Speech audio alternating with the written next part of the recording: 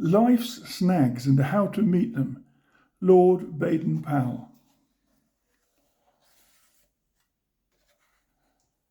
Bit 9. Command your mind. A scout smiles and whistles when in difficulty or danger. From the Scout Law.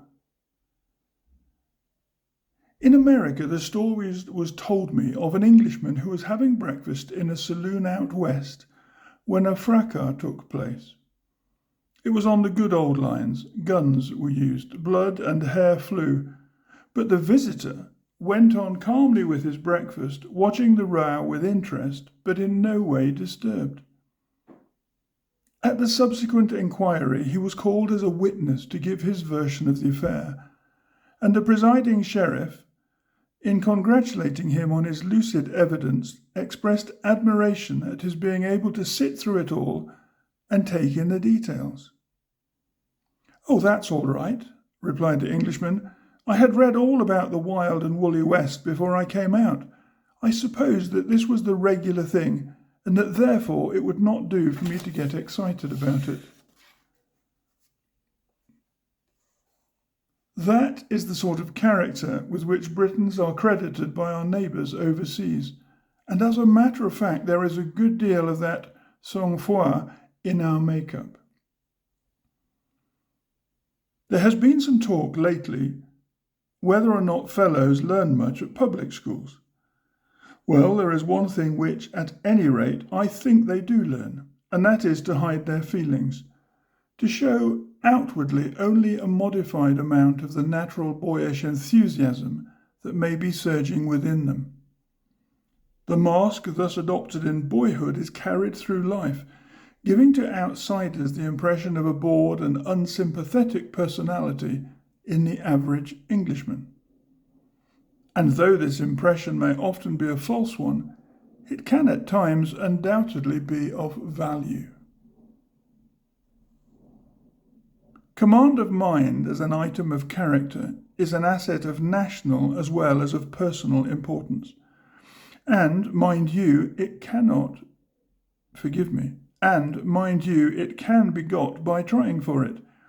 A young man cannot hope to win success in life if he does not possess the power to clear his mind of general side issues and to concentrate it on the particular point in hand, and who cannot substitute patience for hasty temper.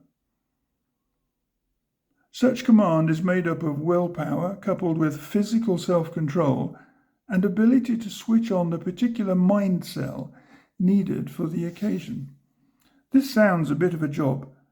Still, the beauty of it is that it can be secured by conscious cultivation. But it means practice, and no end a lot of it. The Scout Law says, "A scout smiles and whistles in difficulty." This means a physical regaining of control of your mind or nerve in an emergency. More than once it has been realized in a tight place when, out of the tail of your eye, you feel rather than see that your men are getting a little, say, anxious. You start whistling with your mouth, even if your heart happens to be in your boots. Instantly you sense a change of atmosphere. A wave of relief goes through them. Confidence returns, and all goes well. Perfect control of the mind ensures calmness and balance. Temper has to be overcome, and this again is possible through physical means. I knew a man whose temper was so vile that on occasion it sent him down on all fours to bite the carpet. But there was an unfailing antidote. If you handed him a block of paper and a paint box, he would start to draw like a little child and forget his fury.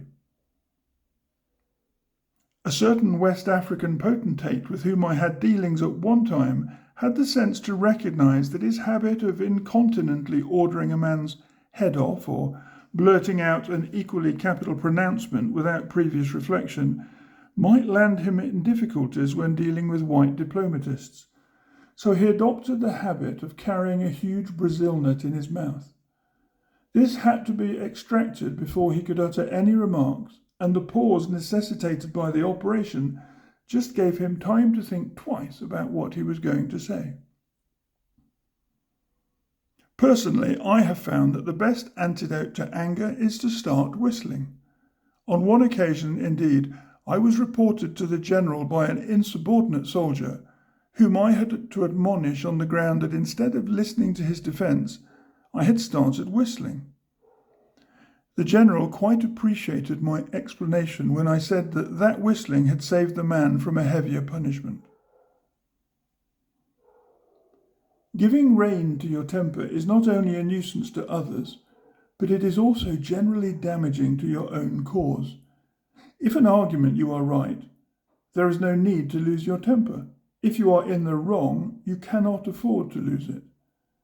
In a word, then, ability to switch your mind or to clear your brain of side issues, to keep it calm and cheerful, or to concentrate it on the points you want, is all a matter of control.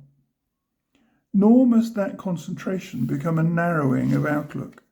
Rather, it should be the focusing on an object with a view that is clearer and far more reaching. Although mind control is a quality of highest value in our life, it is not so far included directly in school curriculum, but it is ever a matter of conscious self-education and practice for each one of us.